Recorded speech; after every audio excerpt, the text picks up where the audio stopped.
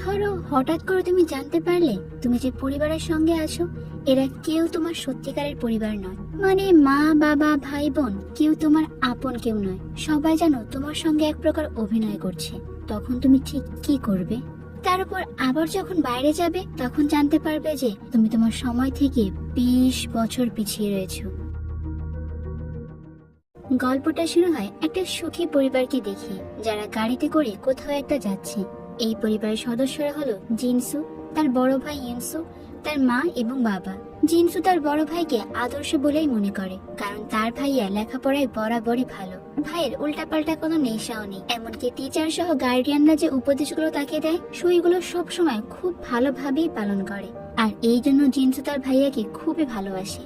আসলে তারা পুরো পরিবার মিলে একটা নতুন বাড়িতে শিফট করছে, কিন্তু তবুও জিনসুর এখানে এসে মনে হয় যে সে আগে কখনো এখানে এসেছে। তো এরপর যখন তারা জিনিসপত্র শিফট করছিল তখন এখানকার একজন লোক জিনসুকে জিজ্ঞাসা করে যে ইনসু কি তোমার ছোট ভাই? এটা শুনে তো জিনসু পুরোপুরি অবাক হয়ে যায়, কারণ জিনসুর বয়স মাত্র 21 বছর আর তার ভাইয়ের বয়স 30 বছর। তবে এই লোকটা কেন এমন প্রশ্ন জিজ্ঞাসা করলো তার পেছনে কিন্তু একটা গল্প লুকিয়ে আছে, আর এটা তোমরা গল্প শেষ হতে হতেই জেনে যাবে।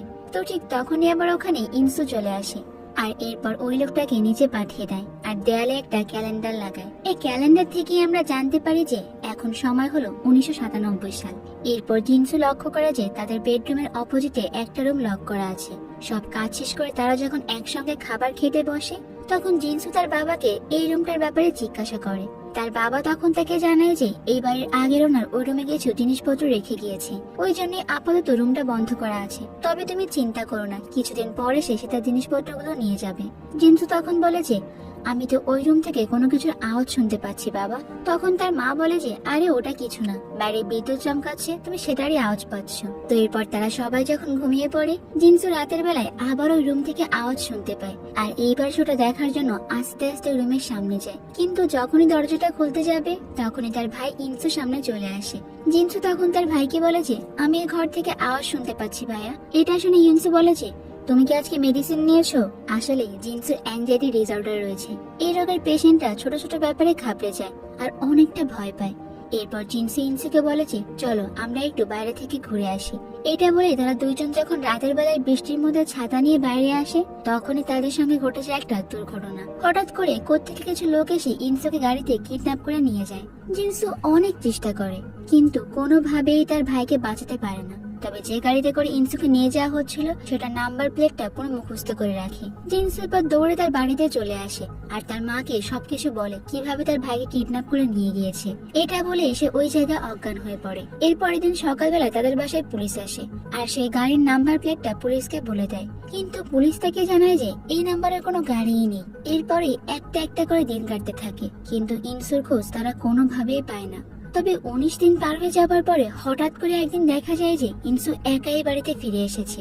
এটা দেখে তো তারা সবাই অনেক খুশি হয়ে যায়। তবে আশ্চর্যের বিষয় হলো এই 19 দিনের কোনো ঘটনা এসে মনে করতে পারছে না। ডাক্তাররা বলে যে হয়তো কোনো ড্রাগস দিয়ে তাকে নেশার ঘরে রাখা হয়েছিল। তবে চিন্তার কোনো কারণ নেই, আস্তে আস্তে তার সবকিছুই মনে পড়ে যাবে। ওই দিন রাতের বেলায় হঠাৎ করে জিনসুর ঘুম ভেঙে যায় আর দেখতে পাওয়া যায় যে ইনসু বিছানা থেকে উঠে বাইরে যাচ্ছে। আর কিছুক্ষণ পর সে মেইন গেট খোলার আওয়াজও পায়। তবে জিনসু এখানে কিছু না ভেবে আবারও ঘুমিয়ে পড়ে। পরের দিন সকালবেলা উঠে জিনসু যখন তার অ্যাংজাইটি ট্যাবলেটটা খেতে যাবে তখন সেটা হাত থেকে নিচে পড়ে যায়। তাই সেই ওষুধটা না খেয়ে চলে আসে ব্রেকফাস্ট করতে। খাওয়ার সময় সে তার ভাইয়াকে জিজ্ঞাসা করে যে কাল রাতে তুমি কোথায় গেছিলে ভাইয়া? কিন্তু ইনসু তখন বলে যে কই, কাল রাতে তো আমি কোথাও যাইনি। জিনসু তখন জোর দিয়ে বলে যে তুমি আমাকে মিথ্যা কেন বলছো, আমি তো শব্দও পেয়েছি। তখন ইনসু বলে যে তুমি হয়তোবা স্বপ্নে দেখেছো। এরপর জিনসু তার ভাইয়ের পায়ের দিকে তাকায় আর বলে যে তোমার পা ঠিক হয়ে গিয়েছে। এটা শুনে ইনসু বলে যে আমার সঙ্গে মজা করা বন্ধ করো। আসলে জিনসু কিন্তু কোনো মজা করছিল না, সেই সব কথা অনেক সিরিয়াসলি বলছিল। তবে তার ভাই তার সঙ্গে এরকম করলো কেন? যাই হোক, তো ওই দিন রাতের বেলায় জিনসু যখন বই পড়ছিল তখন তার ভাইয়া তাকে গুড নাইট বলেই ঘুমিয়ে পড়ে। জিনসু পড়তে পড়তে ওই টেবিলের উপরে ঘুমিয়ে পড়ে। হঠাৎ করে ইনসু সেখানে থাকা একটা পেন্সিল লিডকে বারবার টিপতে টিপতে বাইরে নিয়ে আসে। আর এটা দেখে কিন্তু স্পষ্ট বোঝা যাচ্ছিল ইনসুর তার ভাইয়ের উপর কোনো বিষয় নিয়ে প্রচন্ড রাগ রয়েছে আর সে তাকে মারতে চাচ্ছে। তবে কিছুক্ষণ পরে ওই লিডটা ভেঙে যায় আর ইনসু তখন পেন্সিলটা সেখানে রেখেই চলে যায়। আর এই সময়টাতে কিন্তু জিনসু ঘুমাচ্ছিল না বন্ধুরা, সে ঘুমিয়ে থাকার ভান করছিল। করছিল। সে সবটা স্পষ্ট বুঝতে পারে। এরপর জিনসু রাতের বেলায় তার ভাইয়ের পিছু করে, আর পিছু করতে গিয়ে টের পায় যে তার ভাইয়ের পা একদম ঠিক হয়ে গিয়েছে, কিন্তু সবার সামনে সেরকম নাটক করছিল। মানে পায়ে ব্যথা নিয়ে খুঁড়িয়ে খুঁড়িয়ে হাঁটছিল, কিন্তু সবার সামনে সে কেন যে এরকম নাটক করছিল, মানে পায়ে ব্যথা নিয়ে খুঁড়িয়ে খুঁড়িয়ে হাঁটছিল, এটা সে বুঝতে পারে না। কিছুটা দূর যাওয়ার পরে জিনসু দেখতে পায় যে ইনসুকে কিছু লোক বস বলে ডাকছে, আর ওই দুটো লোক কিন্তু আর কেউ নয়, মানে যারা পুলিশ সাজে তাদের বাসায় ইনভেস্টিগেশনের জন্য এসেছিল ইনসু হারিয়ে গেলে তারাই। জিনসু এরপর তাদের পিছু করতে শুরু করে। ওই দুটো লোক তখন জিনসুকে দেখে নেয়, তাই জিনসু তখন দৌড়ে সেখান থেকে পালানোর চেষ্টা করে। একটা টাইম পর সে পালাতে সক্ষম হলেও তার ভাই তাকে ধরে ফেলে আর মুখটা চেপে ধরে বেহুশ করে ফেলে। এরপর দেখা যায় যে জিনসুর ঘুম ভেঙে গিয়েছে, সে টেবিলের উপরে বসা আর তার ভাই বিছানায় ঘুমাচ্ছে। জিনসু তো তার ভাইকে দেখে অনেক ভয় পেয়ে যায় আর দ্রুত বাথরুমে গিয়ে দরজা লক করে ফেলে। ইনসু তখন তাকে বারবার দরজা খুলতে বলে, কিন্তু সে দরজা না খুলে বাথরুমের মধ্য থেকেই বলে, তুমি আমার ভাই না, তুমি অন্য কেউ, কাল রাতে আমি সবকিছু দেখে নিয়েছি। ইনসু তখন তাকে বারবার বলতে থাকে যে তুমি দরজা খুলো, তারপর আমার সঙ্গে কথা বলো, কিন্তু জিনসু তো কোনোভাবেই দরজা খুলে না। এই কিছুক্ষণ পর ইনসু যখন সেখান থেকে সরে যায় আর জিনসু কোনো আওয়াজ না পেয়ে একটা লোহার পাইপ নিয়ে দরজা খুলে বাথরুম থেকে আস্তে আস্তে বেরিয়ে আসে। তখনই ইনসু তার হাত থেকে লোহার পাইপটা ফেলে দেয় আর তাকে বোঝানোর চেষ্টা করে যে গত রাতে তুমি স্বপ্নে দেখেছো, কিন্তু জিনসু তো তার কোনো কথা মানতেই রাজি নয়। তখন ইনসু তাকে বলে যে এই তুমি কি কালকে তোমার ওষুধটা খেয়েছিলে? জিনসুর তখন মনে পড়ে যায় যে গতকালের ওষুধটা সে খেতে পারেনি, আর এই জন্যই হয়তোবা সে এরকম উল্টাপাল্টা স্বপ্নে দেখছে। এরপর সব ঘটনার জন্য সে তার ভাইয়াকে সরি বলে। এরপর জিনসুর ভাই রোজদিনের মতো তার কাজে চলে যায়, আর জিনসু যখন টেবিলে গিয়ে বসে তখন সে দেখতে পায় যে ওই পেন্সিলটা নিচে পড়ে আছে, আর পেন্সিলের টেবিলের উপর সেই লিডটাও ভাঙা। আর এখান থেকে সে বুঝতে পারে যে কাল রাতে যে স্বপ্নগুলো সে দেখেছে ওগুলো আসলে কোনো স্বপ্ন নয়, সবই তার সঙ্গে বাস্তবেই ঘটেছে। তাই দ্রুত সে চলে যায় তার মাকে সব ঘটনা খুলে বলতে। সে তার মাকে বলে যে কিডন্যাপিং এর পর যে ভাইয়া ফিরে এসেছে ও আমাদের ইনসু নয়। তার মায়ের সবকিছু শুনে তো অনেক ঘাবড়ে যায় আর তার বাবাকে এটা সম্বন্ধে জানাতে চায়, কিন্তু জিনসু তার বাবাকে আগে এসব কিছু বলতে মানা করে দেয়। এরপর দেখা যায় যে প্রতিদিনের মতো আজকেও হঠাৎ করে মাঝরাতে জিনসুর ঘুম ভেঙে যায়। সে যখন নিচে আসছিল তখন তার মাকে একজনের সঙ্গে ফোনে কথা বলতে শুনে নেয়। সে শুনতে পায় যে তার মা বলছে সবকিছু কিন্তু জিনসু জেনে গিয়েছে, আমাদের যা করার খুব তাড়াতাড়ি করে ফেলতে হবে। আর এসব শুনতে শুনতে হঠাৎ করে জিনসুর পা লেগে দরজায় একটু আওয়াজ হয়, আর তার মা তখন দরজা খুলে দেখতে যায় বাইরে কেউ আছে কিনা, কিন্তু তার আগে জিনসু লুকিয়ে পড়ে। তখন তার মা ফোনে আবারও বলছিল কেউ আমার কথা শুনে নিয়েছে, আমি শিওর যে ওই আমার কথা শুনে ফেলেছে, দাঁড়াও আমি উপরে গিয়ে চেক করে আসি জিনসু রুমে আছে কিনা। জিনসু তো খুবই ঘাবড়ে যায়, তাই তাড়াহুড়ো করে বাইরের দেয়াল দিয়ে দ্রুত ঘরে ওঠার চেষ্টা করে আর কোনো মতে গিয়ে বিছানায় শুয়ে পড়ে। তবে বৃষ্টির জন্য তার পুরো শরীর ভিজে গিয়েছিল। তখন তার মা চাদর সরিয়ে দেখতে পায় যে জিনসু ঘুমিয়ে রয়েছে। এটা দেখতে পেয়ে তার মা যখন সেখান থেকে চলে যায় তখন দরজা বন্ধ করার আওয়াজ পেয়ে জিনসু আবার উঠে পড়ে, কিন্তু উঠে এসে দেখতে পায় যে তার মা সামনে দাঁড়িয়ে আছে। কি ব্যাপার, তুমি এত ঘেমে গিয়েছে কেন? তোমার পুরো শরীর তো ভিজে গিয়েছে, তুমি একটু ফ্রেশ হয়ে নাও। এটা বলেই তার মা বাইরে গিয়ে ফোনে কথা বলতে থাকে। সে বলে যে জিনসু আমার সব সত্যিটা জেনে ফেলেছে, তুমি খুব দ্রুত এখানে চলে আসো, আমরা আর বেশি দেরি করতে পারবো না। আর অন্যদিকে তো জিনসু তার বাড়ি থেকে পালাতে থাকে, কিন্তু তার সামনে তখন তার বাবাও চলে আসে। আর তখনই সে জানতে পারে যে তার এই পুরো পরিবারই তার বিরুদ্ধে। জিনসু তখন খুব ভালো করেই বুঝতে পারছিল যে এরা তার পরিবারও নয়। জিনসু সেখান থেকে খুব দ্রুত পালাতে থাকে, কিন্তু তার পেছনে তখন অন্য একটা ছেলেও দৌড়াচ্ছিল। জিনসু তখন দৌড়াতে দৌড়াতে একটা পুলিশের গাড়ির সামনে এসে থামে আর এই যাত্রার মতোই বেঁচে যায়। এরপর সে পুলিশকে সবটা খুলে বলে যে এতদিন সে যে পরিবারের সঙ্গে আছে তারা তার আসল মা বাবা নয়।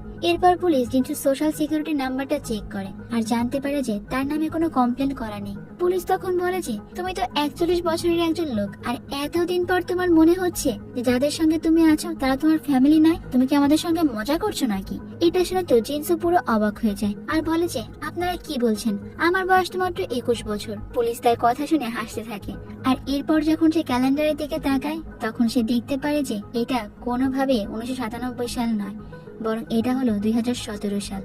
এরপরে জিনসু দ্রুত আয়নার সামনে যায় আর দেখতে পায় যে তাকে দেখতে 21 বছরের কোনো তরুণ নয়, বরং 41 বছরের একটা মধ্যবয়স্ক লোকের মতোই লাগছে। আর তখনই সে বুঝতে পারে এ বাড়িতে আসার পর জিনিসপত্রগুলো যখন শিফট করছিল তখন এই লোকটা তাকে কেন বলেছিল যে সেই ইনসুর বড় ভাই কিনা। জিনসু তো অবাক হয়ে যায়, তার মাথায় একসঙ্গে অনেকগুলো প্রশ্ন ঘুরপাক খাচ্ছিল। তার জীবনের এই 20টা বছর কোথায় গেল, কেন তার কিচ্ছু মনে পড়ছে না। আর এই মানুষজনই বা কারা যাদেরকে সে এতদিন ধরে ফ্যামিলি বলে মনে করেছিল? এই সমস্ত প্রশ্নের উত্তর জানার জন্য সে আবারও তার বাড়িতে চলে যায়। বাড়িতে আসার পরে সে একটা গান শুনতে পায় আর দেখতে পায় যে সেই ঘরে দরজাটা খোলা রয়েছে, যেটা এত দিন ধরে বন্ধ ছিল। সেই ঘরে ঢোকার পরে দেখতে পায় যে সেখানে দুটা ম্যানিকুইন রক্তমাখা অবস্থায় পড়ে আছে। জিনসু তো কিছুই বুঝতে পারে না, সে এইসব কিছু দেখে পুরোপুরি অবাক হয়ে যায়। ঠিক তখনই সেখানে সে ইনসুকে দেখতে পায়। এরপর ইনসুর কাছে সমস্ত সত্যিটা জানতে চায়। ইনসু তখন বলে যে আজ থেকে 20 বছর আগে এই রুমে 2টা খুন হয়েছিল। তাদের ফ্যামিলি পুলিশে কমপ্লেন করেছিল, কিন্তু পুলিশ খুনিকে ধরতে পারেনি। এরপর একের পর এক বছর চলে যায়, কিন্তু পুলিশ কোনোভাবেই খুনিকে ধরতে পারে না। তাই উপায় না পেয়ে পরে সে ফ্যামিলির লোক একটা প্রাইভেট ডিটেকটিভকে হায়ার করে, অর্থাৎ আমাকে তারা হায়ার করে। আমি খুঁজতে খুঁজতে তোমাকে পেয়ে যাই, কিন্তু তোমার কাছ থেকে আমি এটা জানতে পারি না যে খুনটাকে তুমি একা করেছিলে নাকি তোমার সঙ্গে আরো কেউ ছিল। তোমাকে আমি অনেক টর্চার করেছি, কিন্তু টর্চার করার পরেও তুমি শুধুমাত্র একটা কথাই বারবার বলতে থাকো, তুমি খুন করোনি। তার জন্য আমি একটা ডক্টরকে ডাকি, যাকে তুমি তোমার বাবা বলেই জানো। সে তোমাকে হিপনোটাইজ করে আর জানতে পারে যে তোমার মাথা থেকে সেই সময়ের সমস্ত স্মৃতি গায়েব হয়ে গিয়েছে, যে টাইমে তুমি ওদেরকে খুন করেছিলে। আর এই কারণে তোমাকে হিপনোটাইজ করে এটা বিশ্বাস করাতে বাধ্য করেছিলাম যে এখন 1997 সাল আর আমরা তোমারই পরিবার। আমরা ওই দিন রাতেই তোমাকে এই ঘরে আনতে চেয়েছিলাম, কিন্তু ওই দিন রাতেই তো পুলিশ আমাকে অ্যারেস্ট করে নিয়ে যায়।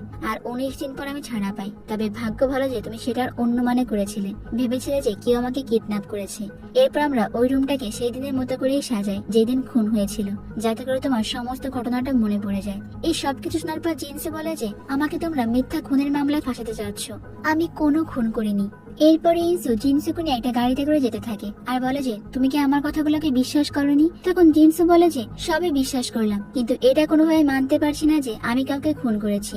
ইনসু এবার জিনসুকে মারতে যায়, কিন্তু জিনসু জ্বলন্ত গাড়ি থেকে ঝাঁপ দেয় আর নিজের জানটা নিয়ে ওখান থেকে কোনোভাবে পালাতে থাকে। ইনসু তখন গাড়ি নিয়ে তার পিছু করতে থাকে, আর এইভাবে ইনসুর গাড়ি অন্য একটা গাড়ির সঙ্গে ধাক্কা লেগে যায় আর সেখানে অ্যাক্সিডেন্ট হওয়ার কারণে সে অজ্ঞান হয়ে পড়ে যায়। জিনসু এটা দেখে অনেক ঘাবড়ে যায় আর আস্তে আস্তে সেখান থেকে মেইন রোডে চলে আসে। তবে ঠিক তখনই পেছন থেকে অন্য একটা গাড়ি এসে জিনসুকেও ধাক্কা মারে। জিনসু তখন সেখানে সেন্সলেস হয়ে পড়ে আর তাকে দ্রুত হসপিটালে নিয়ে আসা হয়।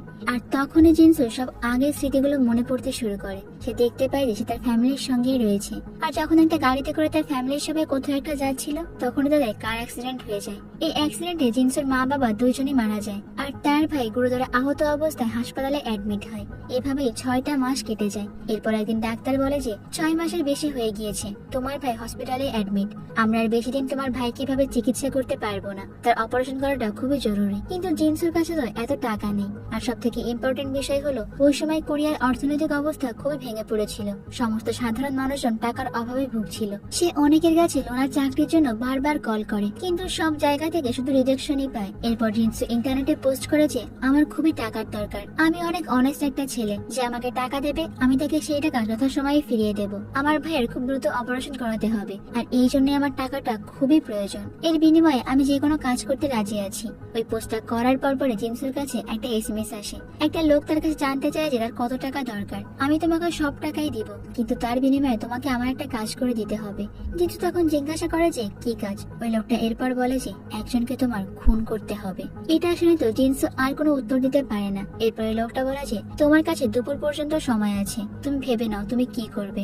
জিনসু তো কিছুই বুঝতে পারছে না তার এখন কি করা উচিত। একদিকে তার ভাই যে হাসপাতালের বেডে শুয়ে আছে, অপারেশন হলে খুব দ্রুতই মারা যাবে, আর অন্যদিকে একটা জলজ্যান্ত লোককে তার মেরে ফেলতে হবে। অনেকক্ষণ চিন্তা ভাবনা করার পর জিনসু রাজি হয়ে যায় আর ওই লোকটাকেও টেক্সট করে দেয়। এরপর ওই লোকটা তাকে ফোন করে অ্যাড্রেস দিয়ে দেয় আর বলে যে বাড়িতে একজন মহিলা আর 2টা বাচ্চা রয়েছে, তুমি শুধুমাত্র ওই মহিলাটাকেই খুন করবে, তবে অবশ্যই খেয়াল রাখবে বাচ্চাদের যেন কিচ্ছু না হয়। এরপর জিনসু অ্যাড্রেস অনুযায়ী চলে যায় আর এই বাড়িটা হলো বর্তমান তারা যেখানে এসেছে সেই বাড়িটা। ওই বাড়ির মধ্যে ঢুকে যায় ঠিকই, কিন্তু সেই মহিলাকে আর মারতে পারে না। জিনসু তো কোনোভাবে মেনে নিতে পারছিল না যে সে একটা খুনি, মানে তার ভাইয়ের জীবন বাঁচাতে সে অন্য কাউকে খুন করতে পারে।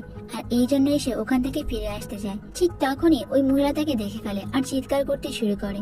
জিনসু তখন বলে যে প্লিজ আপনি চিৎকার করবেন না, আমি এখান থেকে চলে যাচ্ছি। ওই মহিলা যখন চুপ হয়ে যায় তখন জিনসু ওখান থেকে বেরিয়ে আসতে থাকে, কিন্তু ঠিক তখনই আবার ওই মহিলার মেয়ে জিনসুর হাতে চাকু দেখতে পায় আর সে ঘাবড়ে গিয়ে চিৎকার করতে থাকে, এমনকি উপরের রুমেও চলে যায়। জিনসু তখন তার পিছু পিছু দৌড়াতে থাকে আর বলে যে প্লিজ চিৎকার করো না, আমি এক্ষুনি চলে যাচ্ছি।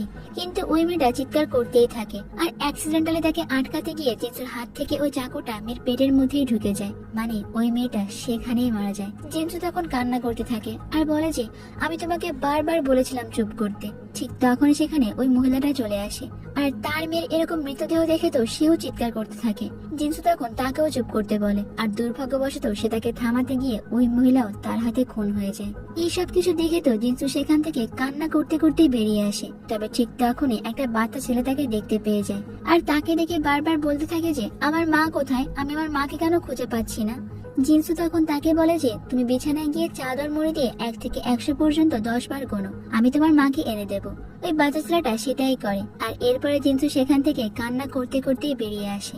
সেখান থেকে বেরিয়ে আসার আগে জিনসু দেয়ালে একটা ছবি দেখতে পায় আর ওখানেই ছিল একটা বড় চমক। এটা ওই ডাক্তারের ফ্যামিলি যে তার ভাইয়ের চিকিৎসা করছে। আর এই বাচ্চা ছেলেটি তার বাবা মানে ডাক্তারকে কল করে সবকিছুই বলে দেয়। আর ওই সময়ের মধ্যে ডাক্তারটাও তার বাসায় চলে আসে। সে জিনসুর গলা টিপে ধরে আর বলে যে আমি তোমাকে বারবার বলেছিলাম বাচ্চাদের যেন কিচ্ছু না হয়, আমি তো শুধুমাত্র তোমাকে ওই মহিলাকে মারতে বলেছিলাম। আমার স্ত্রী ইন্স্যুরেন্সের টাকা দিয়ে আমি আমার ফ্যামিলিকে রাস্তা দাঁড়ানোর হাত থেকে বাঁচাতে পারতাম, কিন্তু তুমি আমার মেয়েকে মেরে ফেললে। এইসব কথা বলতে বলতে আর ধস্তাধস্তি করতে করতে ছাদের রেলিংটা খুলে যায় আর ডাক্তার তখন ওই ছাদের ওপর থেকে পড়ে গিয়ে মারা যায়। জিনসু এরপরে ঘরের মধ্যেই বন্দি থাকে। সে কিছুই বুঝতে পারছে না যে কিভাবে তিনটা খুন হয়ে গেল। আর এই ট্রমা থেকে সেই সমস্ত ঘটনা তার মাথার মধ্যেই বন্দি করে ফেলে। আর জিনসু এখন ওই স্মৃতিতে নিজেও ঢুকতে পারে না। সে পুরোপুরি ভুলে যায় সে কোনো খুন করেছিল। আর এখানেই তার অতীত জীবনের ঘটনাটা শেষ হয়ে যায়। এরপরই দেখা যায় যে বর্তমান সময়ে জিনসু একটা হাসপাতালে বেডে শুয়ে আছে আর তার কাছে ইনসু এসেছে। ইনসু তখন বলে যে একটা মানুষের মরে যাওয়া কতটা কঠিন তাই না, আমাদের দুজনেরই অ্যাক্সিডেন্ট হয় কিন্তু আমরা দুজনে এখনো বেঁচে আছি।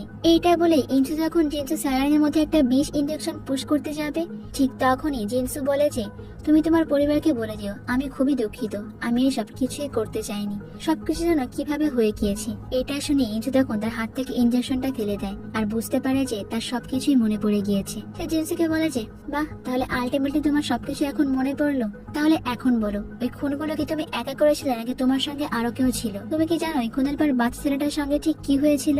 তার আত্মীয়রা তার কাছ থেকে সমস্ত টাকা পয়সা সম্পত্তি নিয়ে গিয়েছিল আর এই ছোট্ট ছেলেটাকে একটা অনাথ আশ্রমে ফেলে রেখে এসেছিল। আর ওই দিনে সে প্রতিজ্ঞা করে নিয়েছিল তার পরিবারে যে এই অবস্থা করেছে তাকে সে অবশ্যই খুঁজে বের করবে। সেই রাতে তুমি কেন ছোট্ট বাচ্চাটাকে খুন করে ফেললে না বলো তো, কেন তুমি তাকে ছেড়ে দিলে? আর এইগুলো শুনে জিনসু তখন খুব ভালো করেই বুঝতে পারে যে সে যে বাচ্চাটাকে মারেনি ওটা ইনসু নিজেই। অন্যদিকে ইনসু তো কান্নায় ভেঙে পড়ে আর কান্না করতে করতে সে জিনসুকে জিজ্ঞাসা করে যে বাই এনি চান্স তার বাবা তাকে খুন করার অর্ডার দিয়েছিল কিনা, কারণ তার মায়ের কাছ থেকে খুনের কিছুদিন আগে তার বাবা অনেকগুলো ইন্স্যুরেন্স পেপারে সাইন করে নিয়েছিল। জিনসু তখন ইনসুর মুখের দিকে তাকিয়ে বুঝতে পারে যে এতগুলো বছর সে কতটা কষ্ট সহ্য করেছে, তাই নতুন করে সে আর ইনসুকে এটা জানাতে চায় না তার বাবাই আসলে তার মাকে খুন করার জন্য অর্ডার দিয়েছিল। আর তাই এই জন্য ইনসু বলে যে না, তোমার বাবা এরকম কোনো অর্ডার আমাকে দেয়নি, আমি নিজে এই খুনগুলো করেছি আর এর সঙ্গে কেউ জড়িতও ছিল না। কিন্তু ইনসু যখন জিনসুর চোখের দিকে তাকিয়ে বুঝতে পারে সে মিথ্যা কথা বলছে, তার মানে তার বাবাই অর্ডারটা দিয়েছিল। তখন সে জিনসুকে বলে যে তুমি আমাকে এতটা বোকা ভেবো না যে আমি এটা বুঝবো না যে আমার বাবাই আমার মাকে খুনের অর্ডারটা দিয়েছে। আর তারপরে সে জিনসুকে অল দ্য বেস্ট বলে সেখান থেকে চলে যায় আর সোজা ছাদের উপর গিয়ে সেখান থেকে লাফিয়ে সুইসাইড করে। আর এদিকে দেখা যায় যে জিনসু সে বিষের ইনজেকশনটা নিজের গায়ে একা একাই পুশ করে দেয়, মানে সে ওখানে সুইসাইড করে ফেললো। আর গল্পের শেষ দেশে এটা দেখানো হয় যে কার অ্যাক্সিডেন্টের আগে জিনসু তার ফ্যামিলির সঙ্গে পার্কে ছিল আর ওই পার্কে তার ইনসুর সঙ্গে দেখা হয়েছিল। ইনসু তখন অনেক ছোট, তারা একে অপরের সঙ্গে বেশ কিছুক্ষণ ধরে কথাও বলেছিল। আসলে ওই দিন থেকে কোনো না কোনো ভাবে তাদের জীবনটা কানেক্টেড হয়ে গিয়েছে আর আজ 20 বছর পরে তাদের জীবনটাও একসঙ্গে শেষ হয়ে গেল। সঙ্গে আমাদের আজকের এই অসাধারণ মুভির গল্পটাও। প্রতিটা গল্পের আসলে হ্যাপি এন্ডিং হয় না, কিছু কিছু গল্প এরকম বিষাদময় হয়। আচ্ছা, তোমাদের আজকের এই খুনগুলোর পিছনে কাকে দায়ী বলে মনে হচ্ছে? জিনসু, ইনসু নাকি ইনসুর বাবা? সেটা কিন্তু তোমরা আমাকে কমেন্ট করে জানাতে পারো। তো বন্ধুরা, আজকের গল্পটা তোমাদের কাছে কেমন লেগেছে? আমি কিন্তু প্রথমেই বলেছিলাম কিছু কিছু গল্পের কাহিনী কখনোই ভোলা যায় না। এই মুভিটা দেখার পর থেকে আমার মাথায় শুধু এই মুভির শেষ সিনটা ভাসছিল যে কিভাবে সবগুলো জীবন একসাথেই শেষ হয়ে গেল। তো আজ এই পর্যন্তই থাক, দেখা হবে অন্য কোনো সুন্দর মুভির গল্প নিয়ে ভিন্ন কোনো সময়। ততক্ষণ পর্যন্ত তোমরা সবাই অনেক বেশি ভালো থাকবে এবং নিরাপদে থাকবে।